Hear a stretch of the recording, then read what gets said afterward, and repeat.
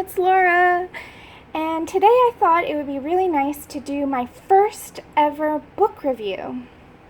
And since it's my first one, I thought I should review the first book I ever purchased. So I was gifted two Joanna Basford books by my younger sister, but this was the first book that I acquired myself. So this is Sagor Sagnor, and it's by Emily Lindahall Oberg. And I'm sorry if I butchered the name. I don't speak Swedish, so my bad. But what a gorgeous book. So this here, one of my favorite things about this book, it's hardcover. Gorgeous. So that means I can take it with me on the go, and I don't have to worry about the pages bending. So this book measures at 8.5 by just over 10. So it would fit pretty nicely in a 8x10 frame. You just have to take a little in on the sides. So just keep that in mind if you're coloring and you like to frame things. So another great thing about this book, and I'm just going to flip through as I talk about it. One of my favorite things is the quality of the paper. The paper has a nice heavy feel to it, bordering on cardstock almost, but it's still paper. But what I love about it is it's very versatile. I've been able to work with watercolor, acrylic, colored pencil, marker. So you'll see I have some works in progress whips in this book. I will get to those, and I'm sorry I do have some pages colored. I should have done this when I first bought the book, but I didn't think about it till now. So here we go. We get a couple colored pages. Beautiful, beautiful illustrations. She really just have her own style, which I love. But yeah, the paper, so it takes all sorts of media. I've only had bleed through on one page, and that was because I saturated the entire page with tons of water, so it's to be expected. But everything else has held up very well. You will see it is double-sided, so if you're going to plan to do a really heavy mixed media piece with like acrylic or watercolor, then I would recommend photocopying the page behind it if you want to work on that page as well. So in almost every book I use a page that I'm probably not going to color, that I'm not keen on, to do like some material tests. So this is actually acrylic paint, and I tested how many layers of paint I could get on before my colored pencil didn't work anymore. So that's just me being a goofball. But overall, just about every single page I love in this book. I'll probably try and fill up most of it. And another nice feature about this book and the illustrations is that she fills a lot of the pages with these little cute fairy huts that are almost like hidden. Little door there, so cute. And she has a nice fantasy fairy tale feel to her work, which I'm a huge fan of. I love fantasy. So we have all sorts of different types of drawings.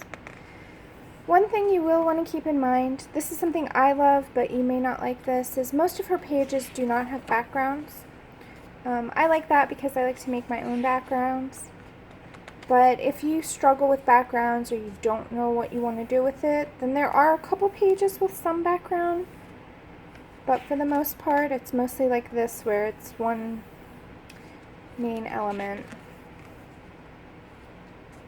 So that is something to note if you don't like that. Another thing that I do love about her work is just how carefully her lines are drawn. I don't know if you can see this, but I'll lift it closer. So for fuzzy characters, she does like this nice hashy line work instead of the full strength line. I find that to be rather a nice touch too. It makes it a little bit easier. Here it is again, you can see. Makes it a little easier to hide those lines when you're coloring. Okay, so here's a page. This was watercolor, acrylic, marker, colored pencil. It's practically every supply I had I could put on that page. And it did bleed through right here. This is what I was talking about. But I had saturated this page with so much watercolor, I was surprised it didn't go more through the page. So if you are going to be doing wet media, maybe just photocopy that page if you want to color it too. But I don't mind that the pages are double-sided, mostly because I have been just using colored pencil in this book. So it hasn't been a real problem with colored pencil. Like this is just colored pencil and gel pen. And the page behind is perfect, so there's no need to photocopy if you're just using colored pencil. So I'm just going to keep flipping through, and so that you can see the entire book. One thing I will want to say is, oh, you just have to love these pages. I'm sorry. One thing I will want to say is that if you purchase this book and you're in the United States, the shipping is kind of costly. I got it from Printworks Market, and I'll put the link below in the description. But unfortunately, I ended up paying quite a lot for shipping for this book. But I feel it's worth it. It's been hours of fun. So this was the first one that I did out of this book. It was one of the reasons why I wanted the book. So pretty. So you see she has this fairy hut theme, and oh, this page is gorgeous too. If you'd like more examples of finished colored pages out of this book, you could just search Sagnor on Instagram. I know there's a lot of examples there. I know Emily is also very active on Instagram. She does reply to comments sometimes, so that's great that the illustrator's really connected. Here's another page that's just colored pencil and some glittery extra bits. I don't know if we can see that, but they're shiny. So yeah, that didn't even affect the page behind it. So you can confidently color and not have to worry too much. I mean, I do get some dirtiness rub off from the page, but you can always put some tracing paper or vellum or something between the pages if that bothers you. And again, in a little fairy hut and an apple this time. So cute. Oh, sorry. And an acorns. So it's like a really big theme in this book, and I just love it. I'm going to color one of these pages. And I do like her animals. They're very imaginative. So if you're looking for something a little different, I highly recommend this book. If you're a fan of Hannah Carlson, it has a very similar feel to it, I think. Highly recommended.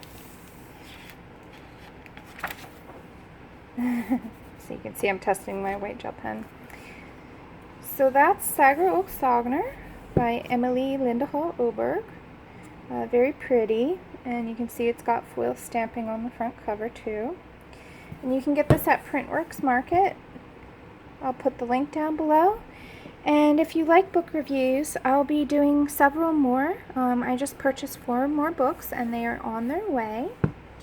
So if you like book reviews and you want to see more flip-throughs, then subscribe. Thank you. Bye.